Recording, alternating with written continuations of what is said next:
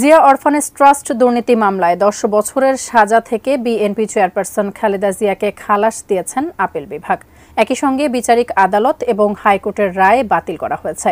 এ কারণে বিএনপির ভারপ্রাপ্ত চেয়ারম্যান তারেক রহমান সহ অন্য আসামিরাও সাজা থেকে খালাস পেয়েছেন।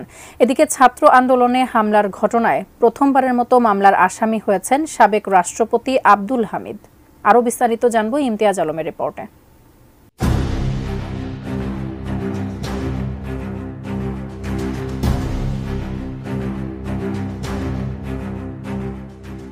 জানুয়ারি বুধবার সকালে প্রধান বিচারপতি ডক্টর সৈয়দ রেফাত আহমেদ সহ আপিল বিভাগের ৫ বিচারপতির সর্বসম্মতিক্রমে খালেদা জিয়াকে জিয়া অরফানেজ ট্রাস্ট দুর্নীতি মামলায় বেকসুর খালাস ঘোষণা করেন। হাইকোর্টের সাজার রায়ের বিরুদ্ধে খালেদা জিয়ার আপিল মঞ্জুর করে সর্বোচ্চ আদালত এ রায় দেন। রায়ে আদালত বলেছেন, প্রতিহিংসার বশবর্তী হয়ে এই মামলা করা হয়েছিল।